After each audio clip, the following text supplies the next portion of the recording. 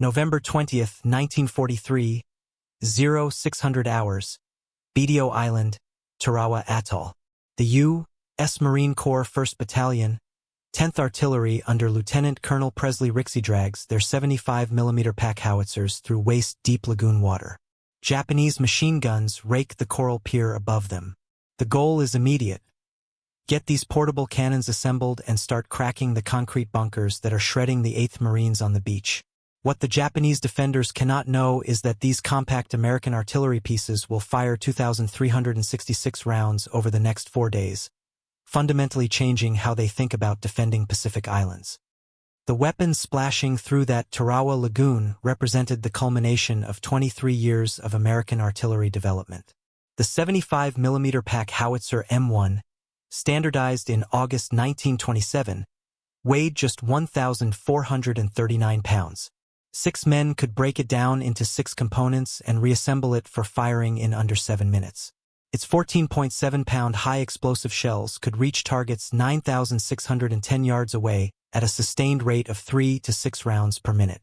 To the Japanese garrison commander watching from his reinforced command bunker, these guns represented something he had never encountered: heavy artillery that moved like infantry. Lieutenant Colonel Rixey's Marines had trained for months on the weapon they nicknamed Little Dynamite. Each howitzer team knew their drill by heart. Number 1 man assisted with elevation and pulled the firing lanyard.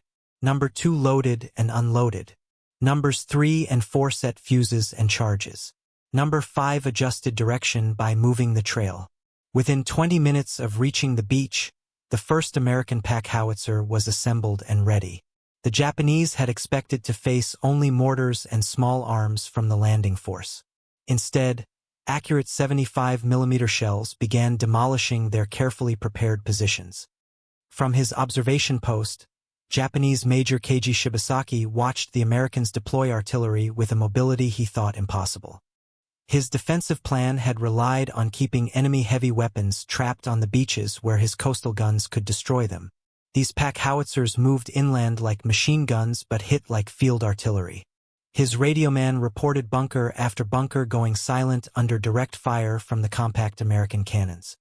On the second day of fighting, Corporal James Murphy of Battery A watched his gun crew destroy 2 Japanese bunkers that had been raking elements of the 8th Marines. The concrete positions, built to withstand naval bombardment, cracked open under concentrated 75mm fire. Murphy later wrote to his family that the little gun could put a shell through a doorway at 800 yards. The Japanese had never faced anything like it. Private First Class Tony Benedetto served as ammunition handler for one of Rixey's guns. He described the relentless pace of combat. "We fired non-stop for 4 days. The barrel got so hot you could see heat waves coming off it. The Japanese kept trying to hit us with mortars, but we moved the gun 3 times and kept firing.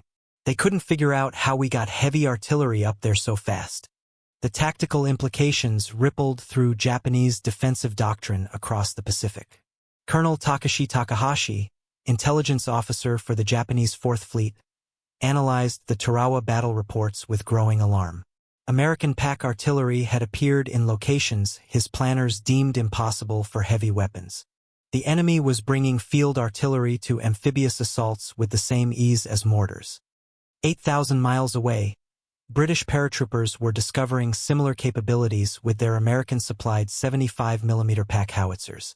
The 1st Air Landing Light Regiment Royal Artillery had replaced their obsolete 3.7-inch mountain guns with 24 American M1A1 howitzers in February 1943. The new weapons fired a 15-pound shell to 9,186 yards, nearly double the range of their old equipment. Sergeant William Prentice of D Troop had trained extensively on the American weapon. Unlike the cumbersome British mountain guns that required extensive assembly, the Pack Howitzer could be ready for action in 4 minutes from the moment his Horsa-glider touched down. Each gun team traveled in 2 gliders, one carrying the howitzer, a jeep, an ammunition trailer, and 4 men, the second carrying additional ammunition, equipment, and crew members. The British discovered the American howitzer's versatility during their Italian operations. At Taranto in September 1943, the guns provided immediate fire support during the amphibious landing. Staff Sergeant Malcolm Davies of the regiment noted that the howitzer could engage targets in direct fire mode like an anti-tank gun or deliver indirect fire like traditional artillery. This flexibility proved crucial in the fluid battles across southern Italy. In the dense jungles of Burma, another American unit was pushing the Pack Howitzer to its absolute limits. The 5,307th Composite Unit, known to the world as Merrill's Marauders, had been fighting behind Japanese lines for 2 months when disaster struck at Mpumga in April 1944. Staff Sergeant Mike Gallagher of the 2nd Battalion found himself surrounded by elements of the Japanese 18th Division. For 10 days, the Americans held a hilltop position while wave after wave of Japanese infantry attacked their perimeter. The enemy had mortars and light artillery. The Marauders had rifles, machine guns, and radio contact with supply aircraft. It was not enough. Lieutenant Colonel George McGee radioed desperately for heavy weapons support.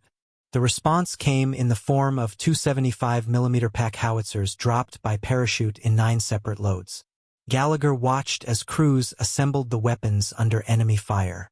Both guns were ready for action within 2 hours of the airdrop. The Marauders nicknamed them the Fat Boys. The howitzers transformed the tactical situation instantly. Japanese Major Hiroaki Nishimura had been preparing a final assault to overwhelm the American position when accurate 75mm shells began falling on his assembly areas. His men had never faced artillery this far behind Japanese lines. The Pack Howitzers fired 134 rounds on Easter Sunday, breaking the back of the Japanese attack.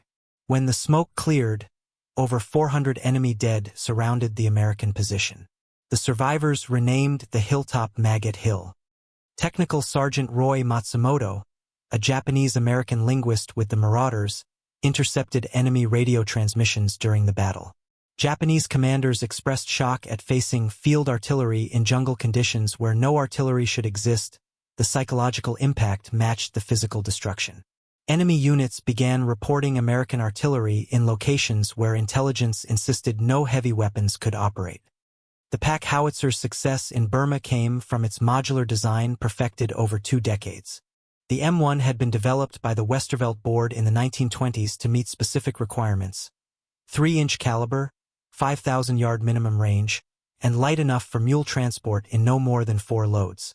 The final design exceeded all specifications while maintaining the reliability of larger weapons. Corporal Philip Sparn of the 613th Field Artillery Battalion described the mule packing process in Burma. 7 mules carried each gun. We could break it down and load the animals in 5 minutes. The mules carried about 200 pounds each. We took better care of those mules than ourselves because without them, we had no artillery. The Burma campaign proved the Pack Howitzer's strategic value beyond tactical success. The Mars Task Force, formed in November 1944, included the 612th and 613th Field Artillery Battalions specifically because Merrill's Marauders had demonstrated the need for more mobile firepower. These units walked hundreds of miles through jungle and mountains, crossing streams 50 times in a single day, carrying their artillery pieces on muleback. General Joseph Stilwell, commanding Allied forces in the China-Burma-India theater, recognized that the Pack Howitzer had solved a fundamental problem of jungle warfare. Heavy weapons support no longer required roads or vehicles. American infantry could bring field artillery to any location accessible on foot. This capability directly enabled the reopening of the Burma road supply line to China. Across the Atlantic, British airborne forces were preparing to test the Pack Howitzer's capabilities in the largest airborne operation in history.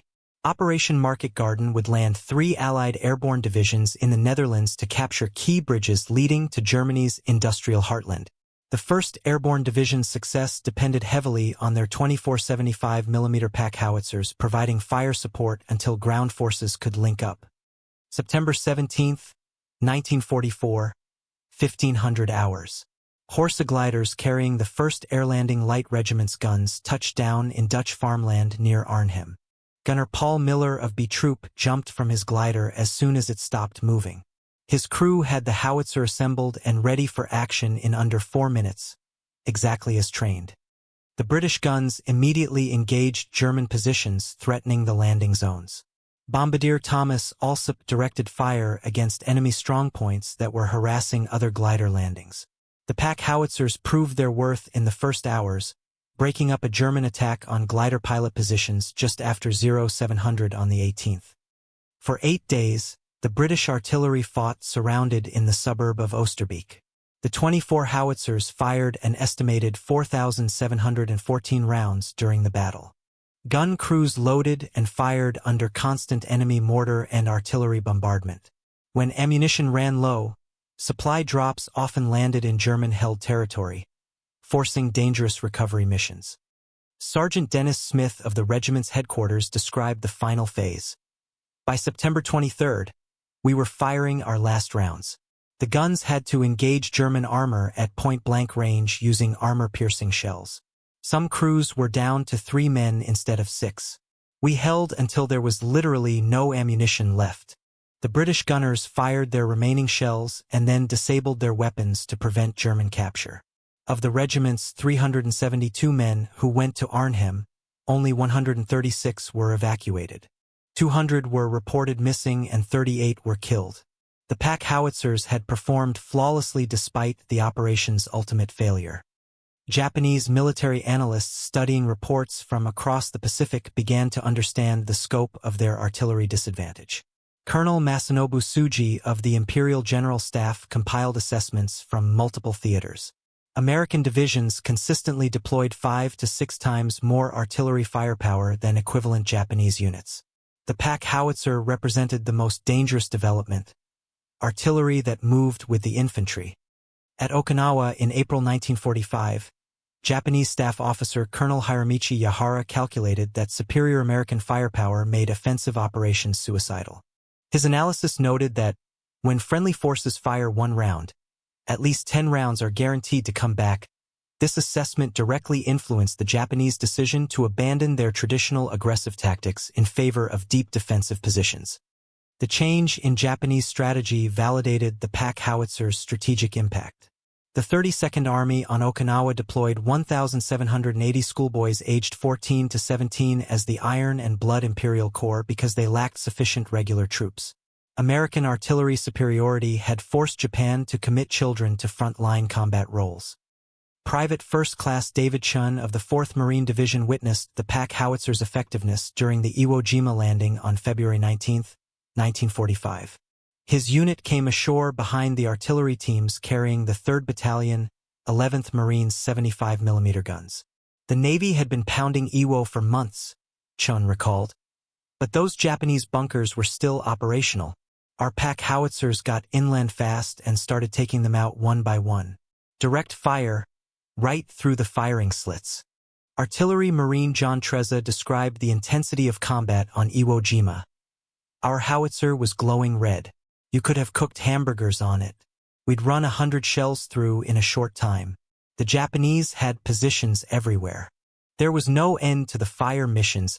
The sustained firing rate demonstrated both the weapon's reliability and the tactical demands of Pacific combat. The Pack Howitzer's accuracy proved decisive in countless small unit actions. Corporal Roy Benson, gunner on an LVTA-4 amphibious vehicle, used his turret-mounted 75mm howitzer to eliminate a Japanese forward observer directing fire onto struggling Marines. I saw him with binoculars and a radio, Benson later wrote. One shot with the Pack Howitzer took him out. That kind of precision saved lives. At Saipan and Guam, Marine artillery units demonstrated the weapon's versatility in different tactical roles.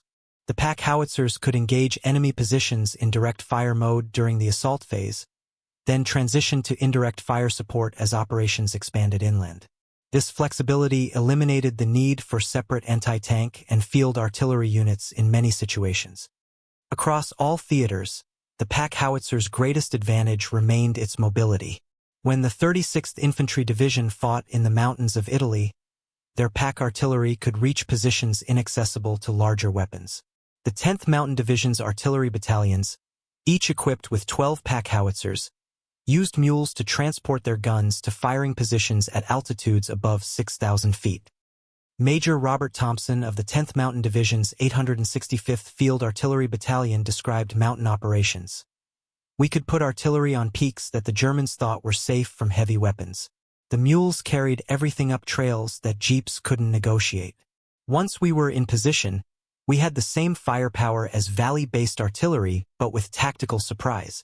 The psychological impact on enemy forces extended beyond the immediate battlefield effects. German Major General Friedrich Schultz noted in captured documents that American pack artillery appeared wherever infantry could move. This perceived omnipresence of American artillery forced defensive planners to fortify positions they had previously considered immune to heavy weapons attack. The production statistics revealed the Pack Howitzer's strategic importance to American war planning. From September 1940, when mass production began, through December 1944, when production ended, American factories built 4,939 complete weapons. General Electric converted their Erie, Pennsylvania streetcar motor factory specifically to manufacture Pack Howitzers, demonstrating the weapon's priority in wartime production. The global distribution of Pack Howitzers through the Lend-Lease program extended American tactical advantages to Allied forces. 826 howitzers went to Britain, 637 to China, 68 to France, and 60 to various Latin American countries. This represented the largest distribution of any American artillery type under Lend-Lease. Chinese forces used their Pack Howitzers with devastating effect against Japanese positions throughout the war. After the fall of mainland China, weapons left behind were captured by the People's Liberation Army and later used during the Korean War. Some were also exported to the Viet Minh, where they appeared at the Siege of Dien Bien Phu in 1954. British Commonwealth forces employed American Pack Howitzers from Italy to Burma. Australian mountain batteries used the weapons in New Guinea operations, while Canadian forces trained on them for potential Pacific deployment. The weapon's universal adoption across Allied armies testified to its superior design and battlefield effectiveness. Technical innovations throughout the war enhanced the Pack Howitzer's capabilities without compromising its essential portability. The M8 carriage introduced pneumatic tires and improved suspension for airborne operations. Specialized parachute containers allowed the complete weapon to be airdropped in 9 separate loads, totaling 2,571 pounds. The ammunition variety available for the Pack Howitzer exceeded that of many larger weapons. High explosive rounds provided standard area effects against personnel and light fortifications. The M66 heat round could penetrate 91 mm of homogeneous armor at any range, giving the howitzer limited anti-tank capability. White phosphorus smoke rounds provided concealment and signaling. Chemical rounds enabled gas warfare where authorized. Artillery doctrine evolved rapidly to incorporate the Pack Howitzer's unique capabilities. Traditional artillery employment emphasized massed fires from concealed positions well behind friendly lines. Pack Howitzers could operate in direct fire mode from forward positions, providing immediate support to advancing infantry. This tactical flexibility bridged the gap between mortars and field artillery. Forward observer Lieutenant Norman Miller, who directed fires for the 1st Battalion, 10th Artillery at Tarawa, received the Silver Star for his accurate fire direction.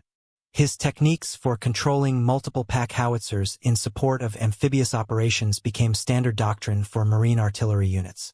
Miller's innovations proved that small artillery units could achieve effects previously requiring much larger formations. The training requirements for Pack Howitzer crews differed significantly from traditional artillery. Crews needed infantry skills for movement in combat zones, animal handling expertise for mule operations, and specialized knowledge of direct fire techniques. The Army selection criteria for Pack artillery units specified minimum heights of 5 feet 10 inches for personnel and 14 3/4 hands for mules. Veterinary sections attached to Pack artillery battalions provided essential support for animal operations. Technical Sergeant Edward Rock of the China-Burma-India Theater noted that mules served without complaint and transported artillery, ammunition, food, and medicine under enemy fire. Many CBI veterans are here today because a mule stopped a bullet meant for the GI. The human cost of Pack artillery operations matched the intensity of the campaigns where these weapons served. The 3rd Battalion, 10th Marines, known as the Forgotten Battalion, served 34 months in continuous combat from Tulagi through Iwo Jima. They fired more than 56,000 rounds against Japanese forces while suffering casualties that required constant replacement of trained personnel.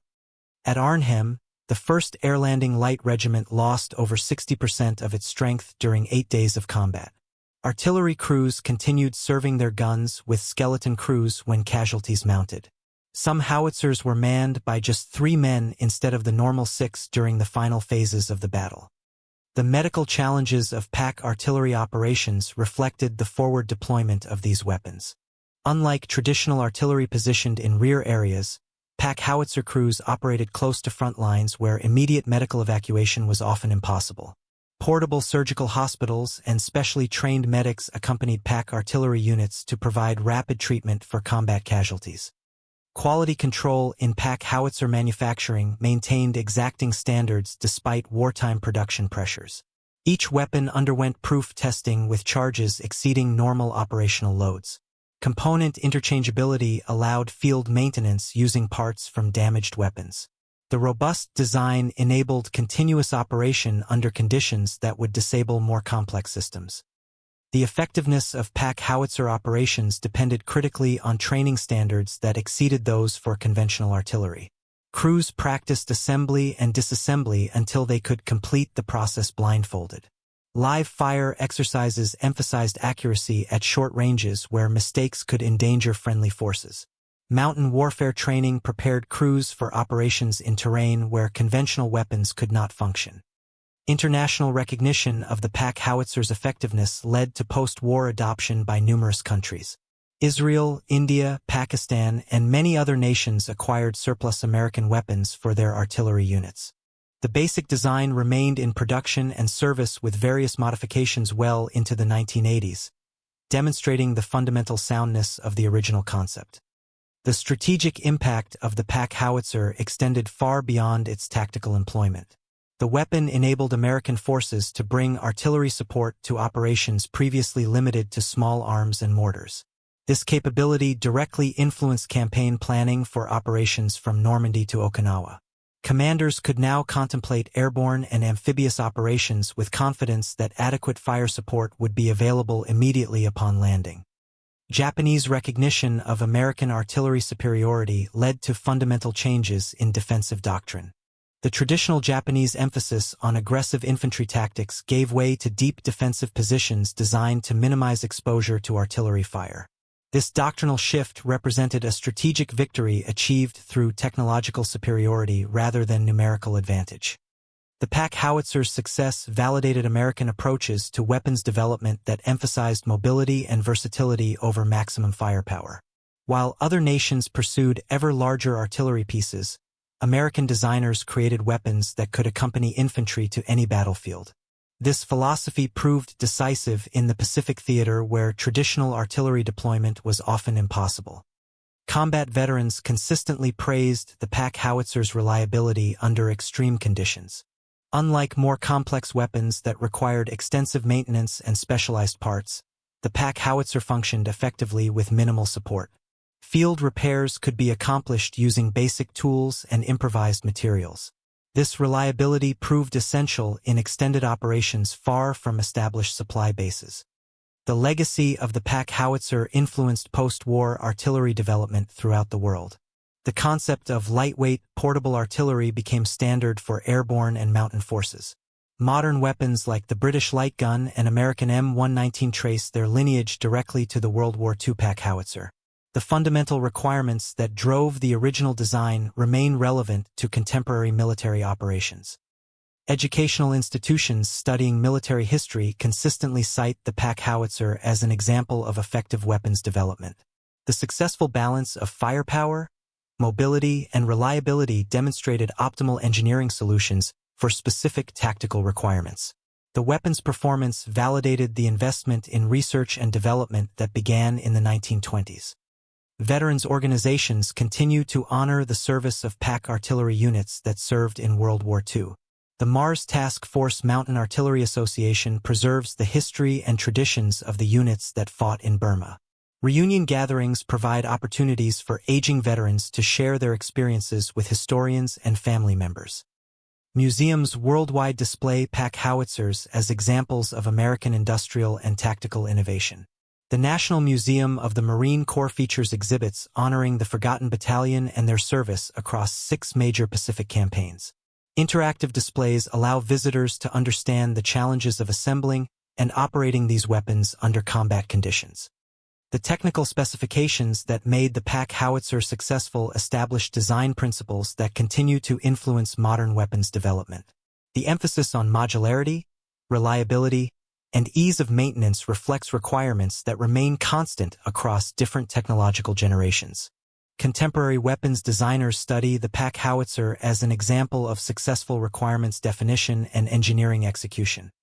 Research facilities analyzing World War II logistics consistently identify the Pack Howitzer as a force multiplier that exceeded its weight and cost in strategic value.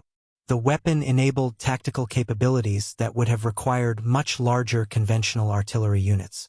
This efficiency ratio demonstrates the importance of weapons designed for specific operational requirements rather than general-purpose applications. The Pack Howitzer represented American industrial capacity and engineering excellence at a crucial period in world history. The transition from limited pre-war production to mass wartime manufacturing demonstrated the flexibility and innovation of American industry. The successful delivery of nearly 5,000 weapons to Allied forces worldwide required coordination between military requirements, industrial production, and global logistics that few nations could achieve. The human stories behind Pack Howitzer operations reveal the individual courage and professionalism that transformed technical capabilities into battlefield success. Artillery crews who assembled their weapons under enemy fire, forward observers who directed accurate fires while exposed to hostile action, and support personnel who maintained supply lines under dangerous conditions all contributed to the weapon's tactical effectiveness. The Pack Howitzer's contribution to Allied victory in World War II extended beyond its direct military impact. The weapon demonstrated American technological and industrial superiority to both allies and enemies. For resistance forces receiving Pack Howitzers through Lend-Lease, the weapons provided capabilities that enabled more effective operations against occupying forces. The evolution from pre-war design concept to decisive combat weapon illustrated the importance of sustained military research and development. The Pack Howitzer succeeded because engineers and military planners correctly identified future requirements and developed solutions before the need became critical. This foresight provided American forces with capabilities that enemies could not match when war began. The global conflict that began in 1939 revealed the limitations of traditional military thinking and equipment. Nations that failed to adapt their weapons and tactics to changing conditions suffered defeats that could have been avoided with better preparation. The Pack Howitzer's success demonstrated the advantage of innovative approaches to persistent military problems. When Lieutenant Colonel Presley Rixey's Marines finished their work at Tarawa, they had fired their last of 2,366 rounds into Japanese positions. The compact howitzers that splashed ashore through waist-deep water had proven that American ingenuity could solve problems that had challenged armies for centuries. How to bring heavy weapons to places where heavy weapons could not go. In proving that solution worked, they had changed the nature of warfare itself, one accurate shell at a time.